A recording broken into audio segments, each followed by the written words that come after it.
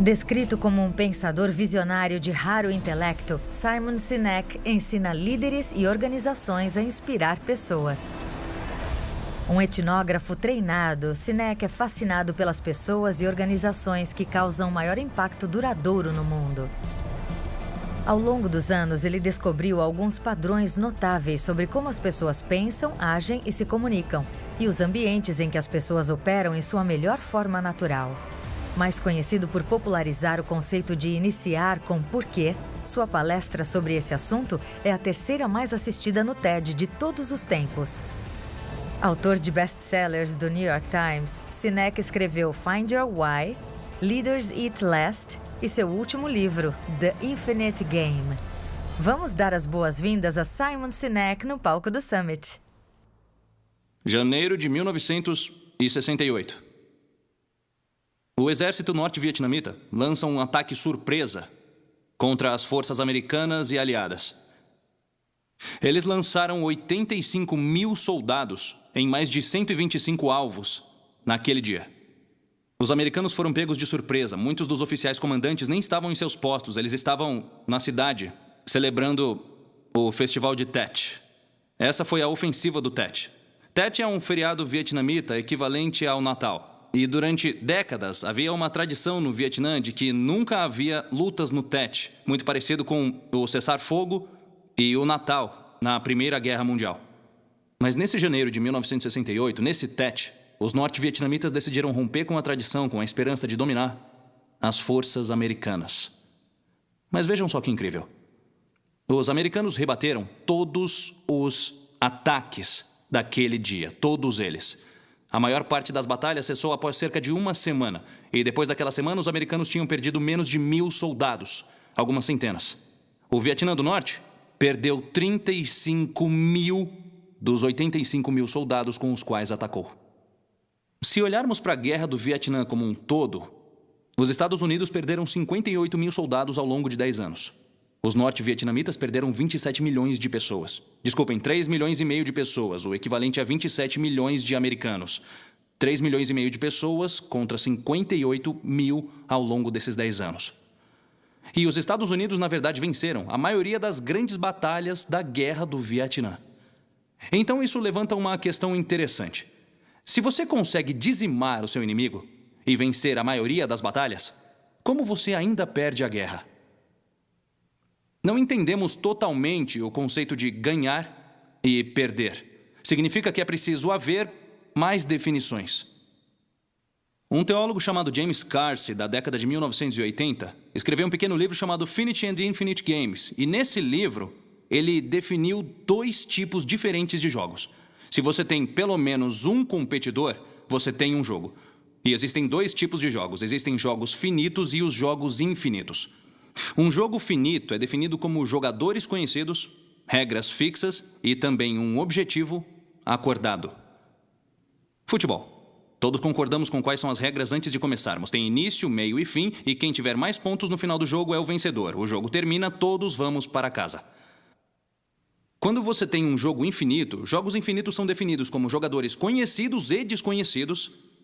As regras são mutáveis e o objetivo é continuar jogando para manter o jogo em andamento, para perpetuar o jogo. Quando você coloca um jogador finito contra um jogador finito, o sistema fica estável. Futebol é estável. Quando você coloca um jogador infinito contra um jogador infinito, o sistema também fica estável. A Guerra Fria foi estável porque não poderíamos ter um vencedor ou um perdedor e ambos continuaram jogando até que um dos jogadores ficou sem vontade ou sem recursos para continuar jogando. E embora pudessem desistir do jogo, o jogo continuaria, com eles ou sem eles. Novamente, não há como ganhar um jogo infinito, apenas ficar sem vontade ou sem recursos para jogar. Os problemas começam quando você coloca um jogador finito contra um jogador infinito. Porque jogadores finitos estão jogando para ganhar. E jogadores infinitos estão jogando para continuar jogando. E eles vão fazer escolhas estratégicas profundamente diferentes. O jogador finito sempre se encontrará em um atoleiro, desperdiçando vontade e recursos quando essa situação surgir. Foi isso que aconteceu com os Estados Unidos no Vietnã. Os americanos lutavam para vencer. Os norte-vietnamitas estavam lutando por suas vidas. E eles fizeram escolhas estratégicas muito diferentes até os Estados Unidos esgotarem a vontade ou os recursos para continuar lutando. Os Estados Unidos não perderam, eles desistiram do jogo. O jogo continuou mesmo sem eles. Então isso me fez pensar. Estamos cercados por jogos infinitos. Eles estão ao nosso redor. Não temos como ganhar nos negócios. Não temos como ganhar na nossa carreira. Não temos como ganhar na vida. Jogos infinitos fazem parte da nossa existência.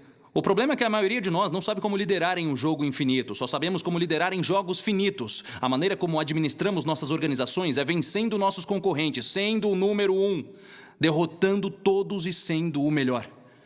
O problema é que não existe isso. Eu já vi isso acontecer, eu tive uma experiência pessoal que realmente representa isso.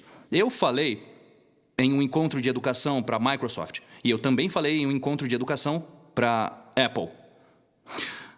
No encontro da Microsoft, a grande maioria dos executivos passou grande parte da sua apresentação falando sobre como vencer a Apple. No encontro da Apple, 100% dos executivos passaram 100% do tempo falando sobre como ajudar os professores a ensinar e como ajudar os alunos a aprender. Um estava obcecado com onde ir e o outro estava obcecado em vencer a concorrência. Adivinhem qual deles estava no atoleiro e qual estava correndo com a vontade e os recursos para continuar jogando. Então, no final da minha palestra na Microsoft, eles me deram um presente. O novo Zune, quando estava na moda. O Zune foi a resposta da Microsoft para o iPod. E essa pequena peça de tecnologia era absolutamente fantástica. Funcionava perfeitamente, foi projetado de forma bela, era simples. A interface do usuário era incrivelmente fácil de usar. Então, eu estava dividindo um táxi com o executivo sênior da Apple depois da minha palestra na Apple, o funcionário número 54. E eu não pude evitar, eu tive que provocar ele. Eu virei para ele e disse: a Microsoft me deu o novo Zune. É muito melhor do que o seu iPod Touch. Ele olhou para mim e disse: eu não tenho dúvidas. E a conversa acabou aí. Porque um jogador infinito entende que às vezes você tem o melhor produto e às vezes eles têm o melhor produto. E não existe vitória, só existe na frente e atrás. O jogador infinito entende que o único verdadeiro competidor em um jogo infinito é você mesmo. Como podemos melhorar nossos produtos neste ano em relação ao ano passado? Melhorar nosso serviço ao cliente este ano em relação ao ano passado? Fortalecer nossa cultura este ano em relação ao ano passado? O único verdadeiro competidor em um jogo infinito somos nós mesmos. Não existe ser o número 1, não há como ser melhor e não há vencedores. Isso não existe, porque não temos prazos acordados e não temos objetivos acordados. Então isso levanta a questão. Se liderar um jogo infinito é profundamente diferente de liderar um jogo finito, usamos analogias esportivas para falar sobre nossos negócios. Não é a mesma coisa. Então a questão é como você conduz um jogo infinito.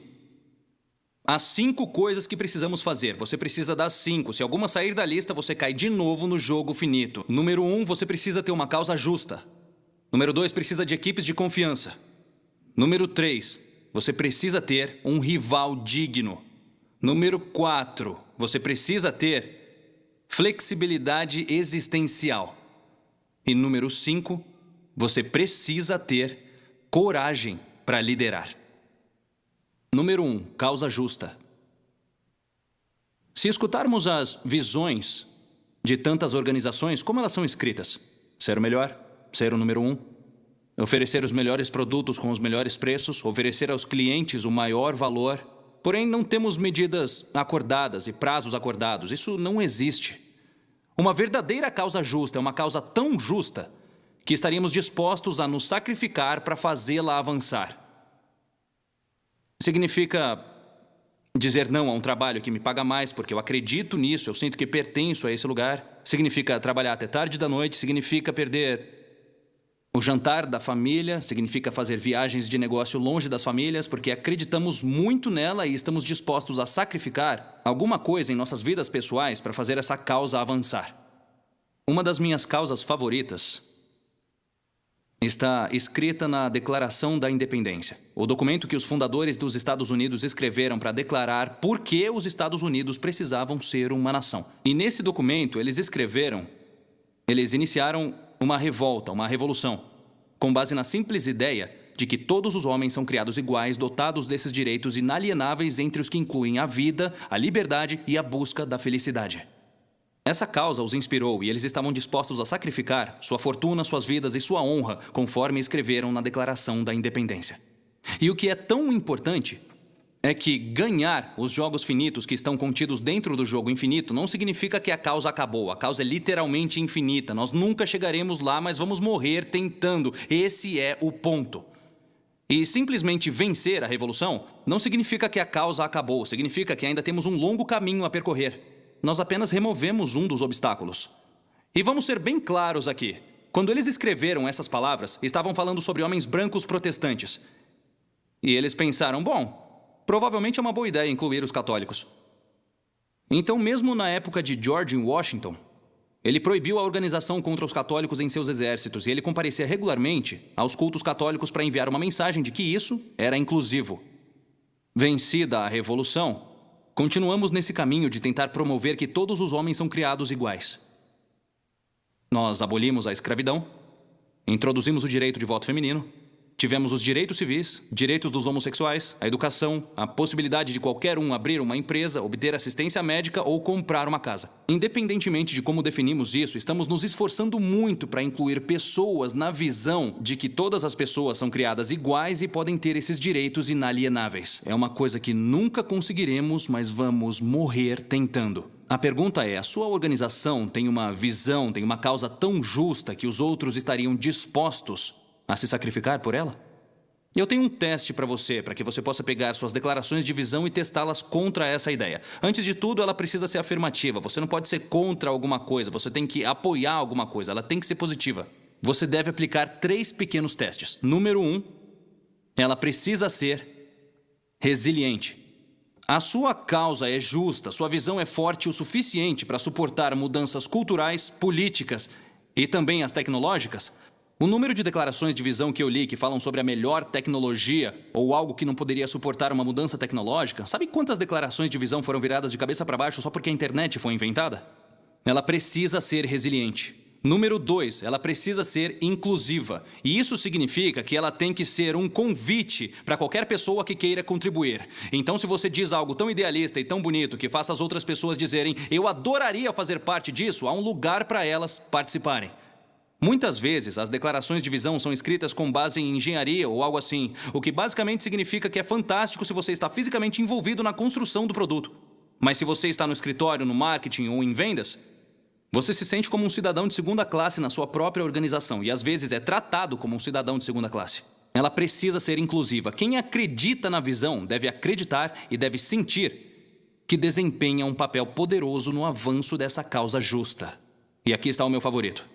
Ela precisa ser orientada para o serviço. Isso significa que o principal benefício da contribuição de qualquer pessoa precisa ir para outras pessoas além do colaborador. Em todos os tipos de relacionamentos, há sempre um colaborador e um benfeitor. Se formos ao nosso chefe pedir conselhos de carreira, esse conselho deve servir a nós e não a ele. O principal benefício da contribuição do nosso chefe, o conselho, precisa ir para alguém que não seja o chefe. Eu. Precisa fluir rio abaixo. Esse é o caso para tudo. O principal benefício de um investimento em uma empresa, o principal benefício de um investimento na empresa precisa ir para outra pessoa que não um colaborador. A empresa. Não há problema algum em um investidor obter retorno desse investimento, desde que a sua ambição ao dar o investimento em primeiro lugar seja secundária.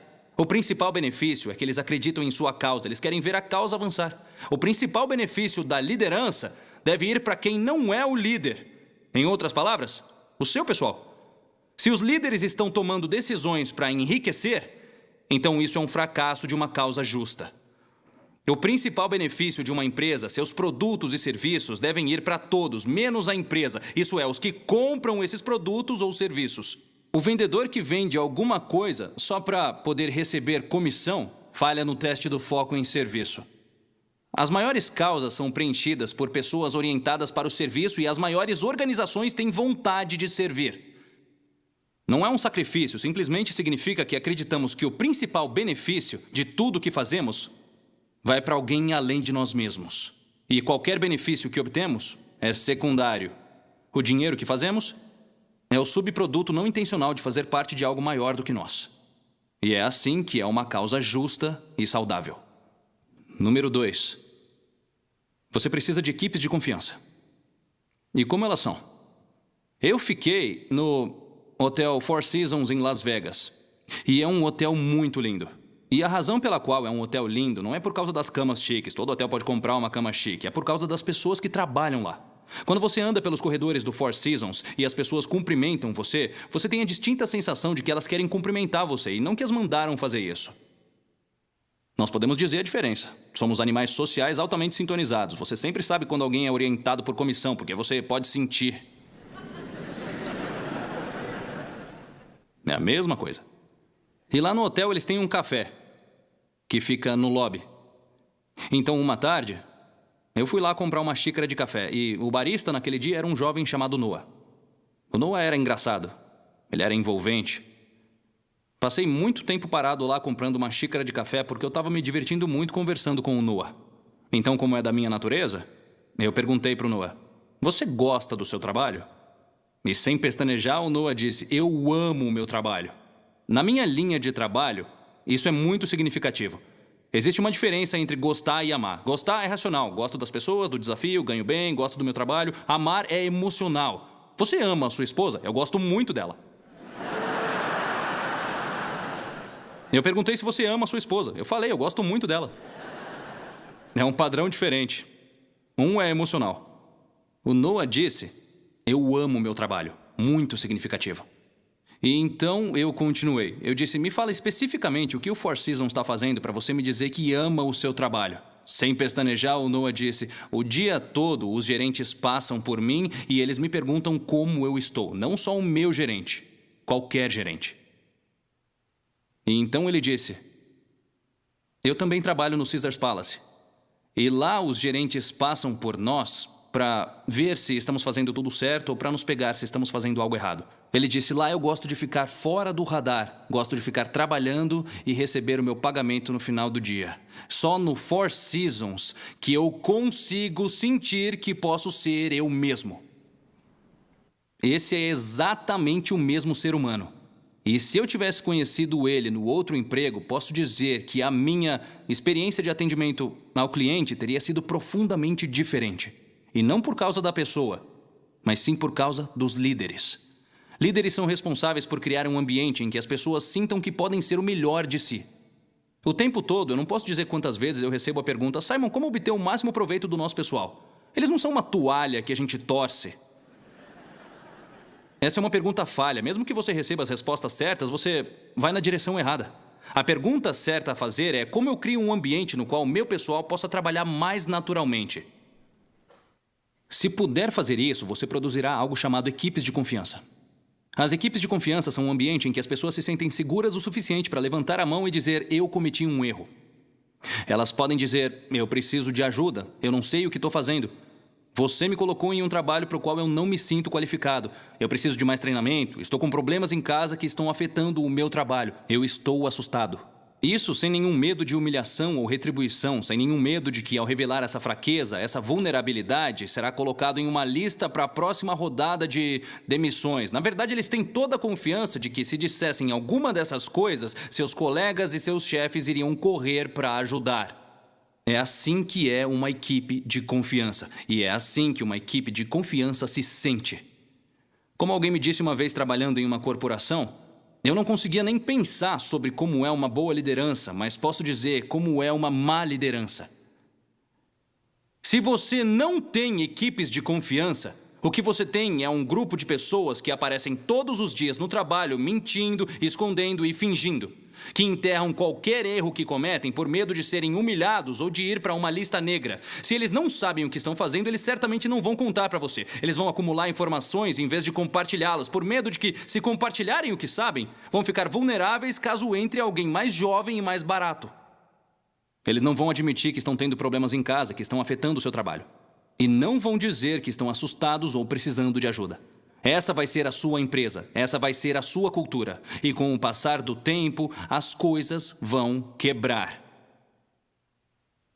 Eu estava voando numa viagem de negócios e aconteceu uma cena na minha frente, em que um dos passageiros tentou embarcar na aeronave antes do número do seu grupo ser chamado. O que, como a gente sabe, é um crime. E foi exatamente assim que a agente do portão o tratou. Sai da minha frente, senhor, ainda não chamei o seu grupo. Por favor, afaste-se e espere até que eu chame o seu grupo. Foi exatamente assim que ela falou com o cliente pagante. Então eu falei, por que não fala com a gente assim? Por que não fala como se fôssemos seres humanos? E ela me olhou nos olhos e disse, senhor, se eu não seguir as regras, eu posso me meter em problemas ou perder o emprego. Tudo que ela revelou para mim é que ela não se sente segura em sua própria organização e seus líderes não confiam nela para fazer o trabalho para o qual ela foi treinada. E adivinha quem sofre? O cliente e a companhia. Ela está mais preocupada em se proteger da própria empresa do que em ajudar o cliente a se proteger do que quer que esteja acontecendo no mundo exterior. A preocupação dela é ela mesma, não nós, não a empresa. A razão pela qual amamos voar com a Southwest Airlines não é porque eles têm uma fórmula mágica para contratar as melhores pessoas, é porque as pessoas que trabalham lá se sentem seguras na própria organização e sentem que seus líderes confiam nelas para fazer o trabalho para o qual foram treinadas. Não confiamos nas pessoas para que sigam as regras. Confiamos nas pessoas para que saibam quando quebrá-las. Confiamos nas pessoas para que estejam conscientes do jogo infinito, embora tenham objetivos finitos e papéis finitos para jogar. Eu sei que aquela gente do portão tem que fazer o avião decolar a tempo. Esse é um jogo finito. Tem um começo, meio e fim. E uma vez feito isso, ela vai fazer de novo. Eu entendo isso. Mas no contexto do jogo infinito, essa companhia aérea espera continuar nos negócios pelo maior tempo possível, se não para sempre, se possível. E se eles não estão cientes do jogo infinito, isso significa que eles vão nos tratar mal para atingir suas metas, em vez de nos tratar bem, porque eles sabem que nós os recomendaremos, voaremos com eles novamente e falaremos sobre nossas ótimas experiências versus nossas más experiências. O jogo infinito é maior do que simplesmente fazer o gol. É sobre ser capaz de sustentar a vontade e os recursos para ficar no jogo o maior tempo possível. Você tem que ter equipes que confiam umas nas outras e confiam em sua liderança. Então essa é a responsabilidade de um líder. Número 3. Você precisa ter um rival digno. Olha, tem outro cara que faz o que eu faço. Ele escreve, fala e está no meu espaço. Ele é muito, muito bom no que faz. Ele é muito inteligente e o trabalho dele tem uma qualidade incrivelmente alta. Eu odeio ele. E não tem razão para isso. Ele sempre foi gentil e legal comigo. E o trabalho dele é excepcionalmente bom. Eu concordo com tudo que ele faz. Eu só odeio ele. Aí eu vou na internet e olho o meu ranking de livros. E depois eu verifico o dele. Eu não olho o de mais ninguém. Se ele está na frente, eu fico bravo. E se eu estou na frente, eu fico orgulhoso. Nós falamos juntos, no mesmo evento. E não um depois do outro, quero dizer no palco ao mesmo tempo. E o entrevistador achou que seria engraçado se apresentássemos um ao outro. E então eu fui primeiro. Eu me virei para ele e falei, você me deixa muito inseguro. Eu disse, todas as suas forças são todas as minhas fraquezas. E toda vez que você faz alguma coisa, você me lembra que eu tenho muito mais para crescer, tenho muito mais para fazer. Ele se virou para mim e disse, engraçado, eu sinto a mesma coisa por você. Eu via ele erroneamente como se fosse meu concorrente. Eu tinha criado por engano um jogo finito onde não tinha nenhum. E o que eu estava fazendo era desperdiçar meu tempo, desperdiçar minha vontade e drenar meus recursos a fim de ganhar um jogo onde não existia um vencedor. E a piada era que nós compartilhamos a mesma causa. Desde aquele dia, eu não o vejo como meu concorrente, mas como meu rival digno. Alguém que existe para me impulsionar a me tornar melhor. Eu não estou competindo contra ele, estou competindo com ele. É por isso que, com certeza, você pode ter rivais dentro da sua organização. Pessoas que você admira, pessoas que são melhores que você, mais fortes que você, na sua própria organização. Elas precisam existir para incentivá-lo a melhorar. Lembre-se, o único verdadeiro competidor em um jogo infinito é você mesmo. O valor de um rival digno é que ele é como um parceiro em uma corrida. Nós não fazemos nossos melhores tempos correndo sozinhos em uma volta de um parque. Fazemos nossos melhores tempos em uma corrida. A emoção da competição. Os outros corredores estão lá para nos impulsionar. Se estivermos obcecados em ganhar, significa que faremos qualquer coisa para ganhar, às vezes trapaceando, às vezes fazendo nossos concorrentes tropeçar. Claro, ganharemos o jogo, naquele ano, mas ainda seremos um corredor lento. É melhor perder o jogo e aprender onde podemos melhorar e voltar novamente de novo e de novo. É importante, podemos ter rivais pessoais, indivíduos que às vezes nos intimidam. Porque temos esses ódios estranhos. Se reconsiderarmos que não são concorrentes e, na verdade, são rivais, eles vão nos incentivar a sermos melhores versões de nós mesmos.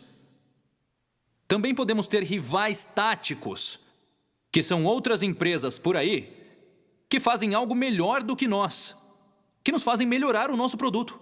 É isso. Acontece. Quantos de vocês já estiveram na Universal Studios e foram na atração do Harry Potter? É fantástico. É fantástico. E já quando você entra naquela fila, a experiência da fila é incrível. As coisas estão se movendo, as fotos estão sorrindo para você. Você está na fila. O passeio dura só 2 minutos e meio. A fila é de 1h30. Mas ainda assim é incrível. E a Disney está olhando para isso e pensando... isso aí é bom. Porque as filas delas são barreiras de metal onde você fica por 1h30 com crianças gritando em um calor de 40 graus esperando chegar um brinquedo de 2 minutos e meio. Então a Disney começou a consertar a sua experiência de fila. Essa é uma melhoria tática. É uma enorme rivalidade existencial? Não. Alguém criou um produto um pouco melhor do que o seu e aí você pensa, isso foi bom. E você melhora o seu produto e segue em frente. Essa é uma rivalidade tática. E então você tem as grandes. As rivalidades existenciais. Essas são as boas. As rivalidades ideológicas.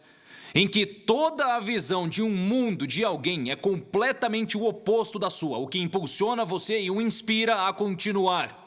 A União Soviética e o Ocidente e os Estados Unidos eram uma rivalidade ideológica. Isso nos mantém em linha reta e estreita, garante que estamos focados em nossa causa justa quando temos um rival ideológico, porque quando perdemos o nosso rival ideológico, às vezes ficamos obcecados em ganhar o jogo, ficamos obcecados com o resultado final, ficamos obcecados com os prazos cada vez mais curtos. Esses rivais ideológicos nos lembram como o oposto parece. Deus e Satanás são uma rivalidade ideológica.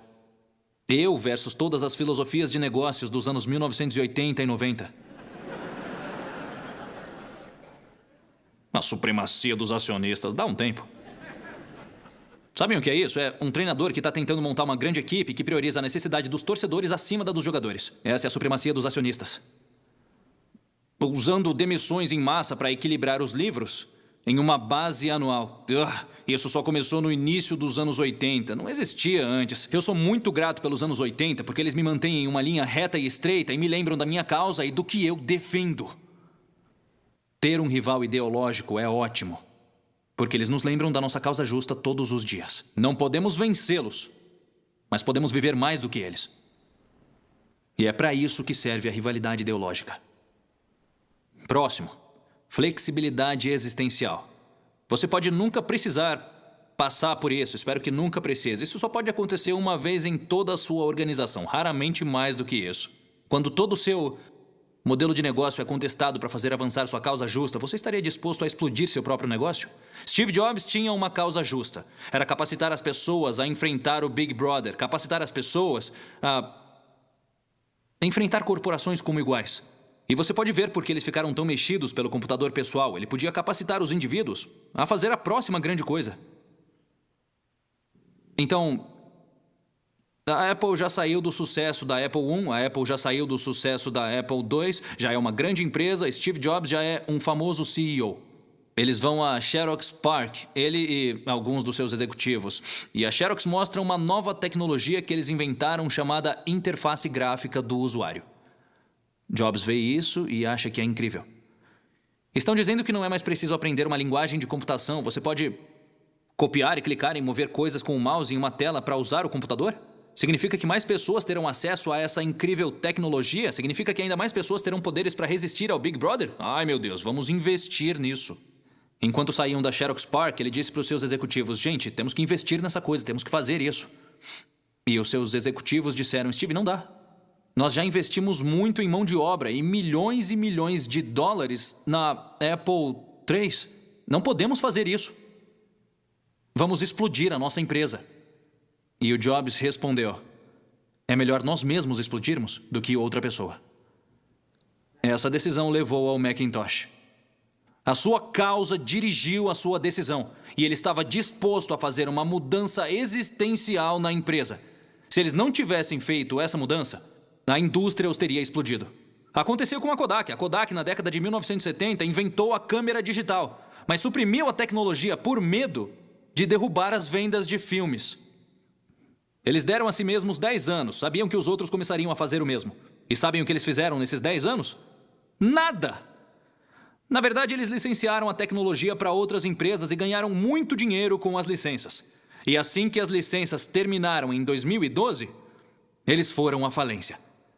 A indústria os explodiu porque eles se recusaram a se explodir. Se você tem uma causa justa, se suas equipes acreditam na sua causa, confiam umas nas outras, confiam em você, elas ficarão ao seu lado durante o inferno de curto prazo que será necessário para reorganizar a empresa para que vocês sobrevivam. É flexibilidade existencial.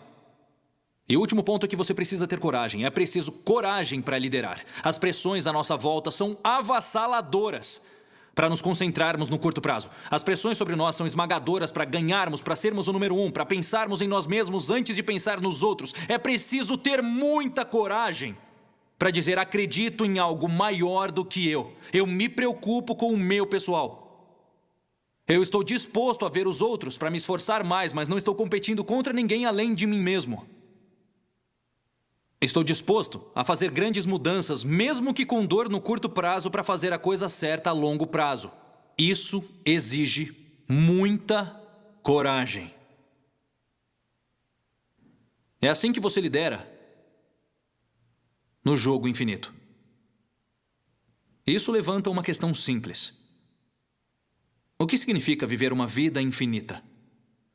Claramente, nossas vidas são finitas, mas a vida é infinita. A gente vem e volta, nasce e morre, e a vida continua com ou sem a gente. O que significa que cada um de nós tem a escolha de viver a sua vida por regras finitas ou viver sua vida pelo jogo infinito. Se escolhermos viver nossas vidas pelas regras finitas, significa que buscaremos ser os mais ricos, os mais famosos, os mais poderosos, ser promovidos mais rápido do que nossos amigos, ganhar mais dinheiro do que todos os nossos concorrentes, nos comparar constantemente com todos e estar à frente deles. Quando você morre, você não vence a vida. Você só morre. Ou podemos escolher viver nossas vidas como se entendêssemos a forma como os jogos infinitos existem. Temos uma causa na qual acreditamos, construímos equipes de confiança ao nosso redor, cuidamos dos nossos amigos, cuidamos da nossa família. Vivemos uma vida orientada para o serviço.